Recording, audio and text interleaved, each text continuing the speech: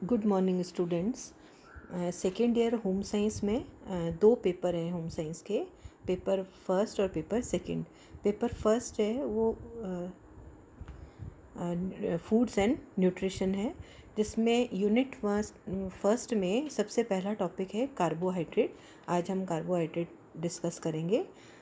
भारत में ही नहीं वरन संपूर्ण विश्व में ऊर्जा प्राप्ति का मुख्य स्रोत है वो कार्बोहाइड्रेट है। भारतीयों के भोजन में मुख्य रूप से कार्बोहाइड्रेट युक्त भोजन जैसे चावल, मक्का, गेहूँ, बाजरा, रागी, आलू, चुकंदर, शकरकंद, गुड़ तथा शक्कर आदि काम में लिए जाते हैं। कार्बोहाइड्रेट हमारे भोजन का मुख्य भाग है। यह साधारण व्यक्ति के भोजन में 55 से 65% तक ऊर्जा कार्बोहाइड्रेट से प्राप्त होती है। उच्च आर्थिक वर्ग के लोग अपनी आवश्यक ऊर्जा का सिर्फ 40% कार्बोहाइड्रेट से ही प्राप्त करते हैं। कार्बोहाइड्रेट प्राप्ति के मुख्य स्रोत हैं वो वनस्पति जगत है। पेड़ पौधे प्रकाश संश्लेषण की क्रिया द्वारा कार्बोहाइड्रेट का निर्माण करते हैं। प्रकाश संश्लेषण की क्रिया हरी पत्तियों के द्वारा होती है। हरी पत्तियों में जो क्लोरोफिल नामक वर्णक उपस्थित होता है उसी में उपस्थित क्लोरोफिल और पौधों में उपस्थित जल तथा वातावरण से कार्बन डाइऑक्साइड लेकर सूर्य प्रकाश की उपस्थिति में कार्बोहाइड्रेट का निर्माण होता है, जिसे पौधे अपनी जड़, तना, फल, फूल एवं बीज में जमा करते रहते हैं। ये कार्बोहाइड्रेट स्टार्च या शक्कर के रूप में संग्रहित रहते हैं तथा तनों में यह सेल्यूलोज और हेमीसेल्यूलोज के रूप में जमा रहते हैं। बीज में स्टार्च की मात्रा सबसे अधिक पाई जाती है। Now we come to the point chemical composition of carbohydrate या कार्बोहाइड्रेट का रासायनिक संगठन। कार्बोहाइड्रेट एक यौगिक है। इसकी आधारीय रचनात्मक इकाई शर्करा है, जिसमें कार्बन, हाइड्रोजन तथा ऑक्सीजन तत्व पाए जाते हैं। कार्बोज में हाइड्रोजन तथा ऑक्सीजन ठीक उसी अनुपात में होते हैं, लाइक 2:1, जैसे जल में रहते हैं। इसका रासायनिक सूत्र है वो CH2O होता है। इसके संगठन में हाइड्रोक्सी एल्डिहाइड या कीटोन होता है। इसकी ऊर्जा मूल्य 4 कैलोरी प्रति ग्राम होती है, अर्थात 1 ग्राम कार्बोहाइड्रेट प्रज्वलित होकर 4 कैलोरी ऊर्जा प्रदान करता है।